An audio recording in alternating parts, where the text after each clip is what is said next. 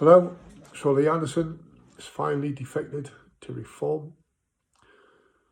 Came out yesterday speaking like the people, for the people, in my opinion, and to hear a mainstream politician and MP come out and say he wants his country back. For me, it was a breath of fresh air.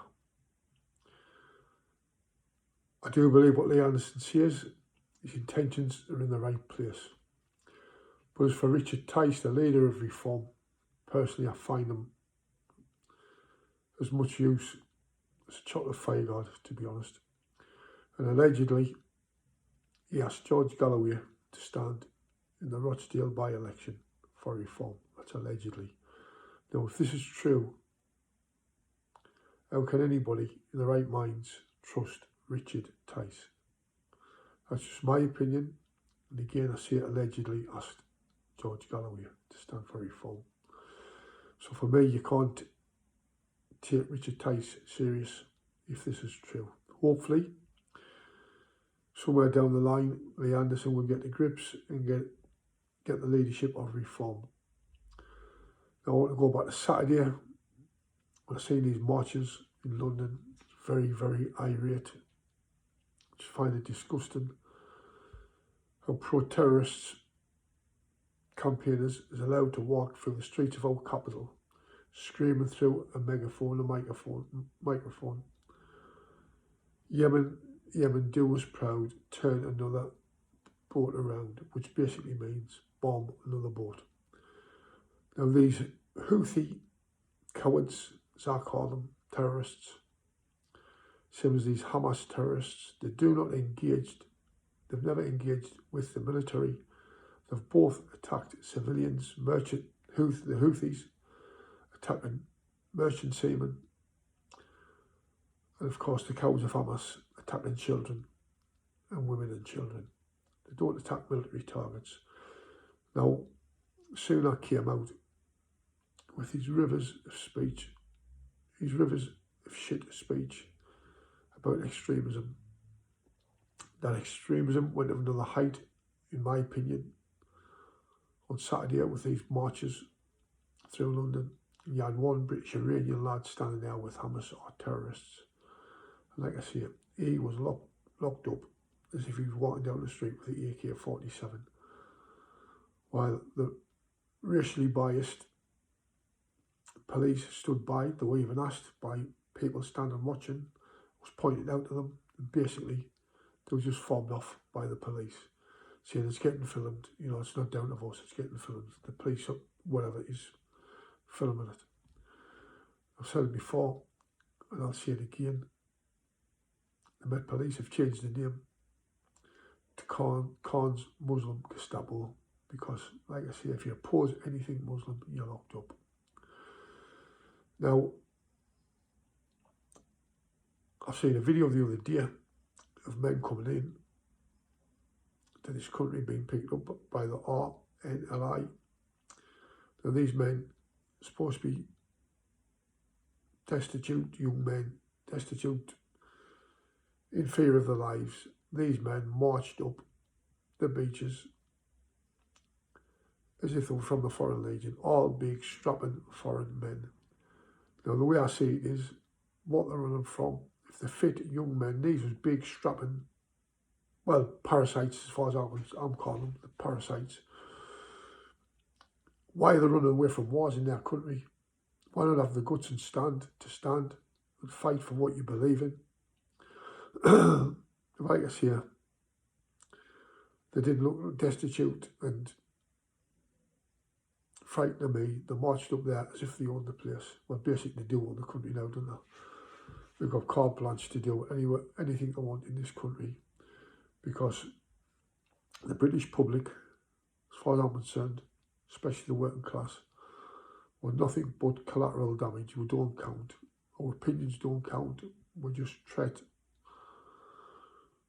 like dog shit. And it's just come out now that the government is going to spend £171 million on security because of Islamophobia. I don't know where they're coming from. I don't know where the hype's coming from about all this. Like I say, there's been no mosques attacked, there's been no Muslim schools attacked, there's been no Muslim children being racially targeted by right wing and fed with drink and drugs and basically passed around like rag dolls. It's the British working class and the British children that need save, like need Watson, like need the security, not people of the Muslim faith. There's not a lot happening to these people. It's all hysteria.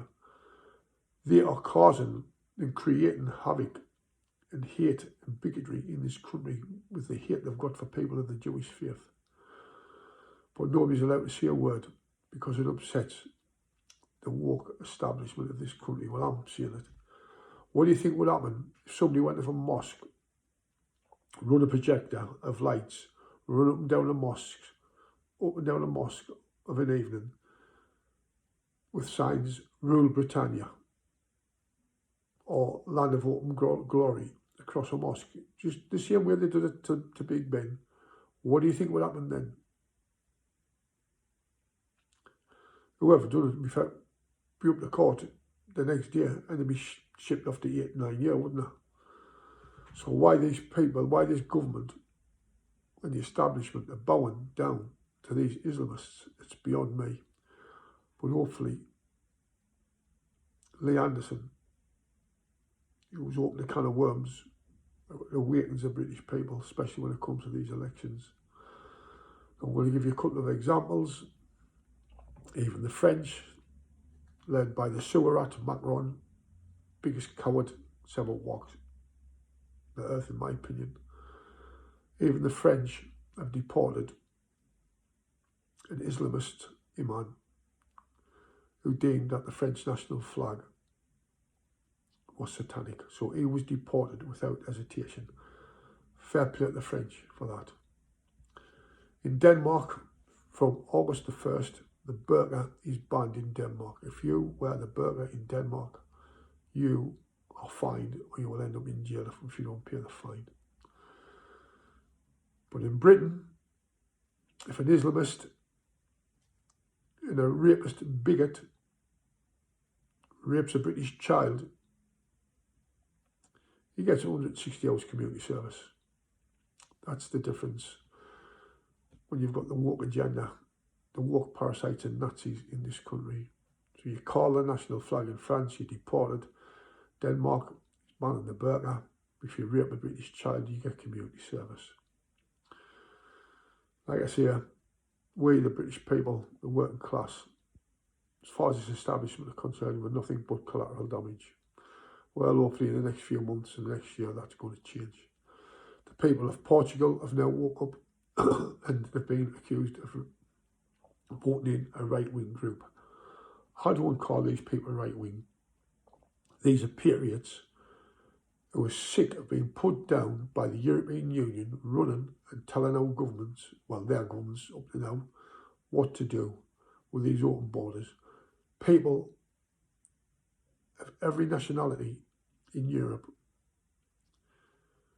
of their countries, they are fed up of what's happening with the influx of Islam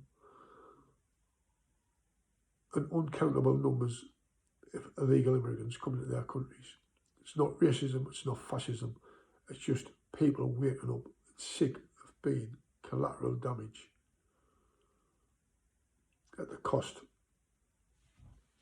of their futures for people who don't even want to integrate or mix into whatever country they're in. That's my opinion, and that's how I see it. The European Union, it's corrupt from top to bottom. And like I say, they've all been sold the souls for corrupt, dirty oil money. And they're now doing it with sports, boxing, football. People need to wake up what's happening. Well, I'll leave you that, people. If you've liked it all, well and good. If you haven't, I'm not really bothered.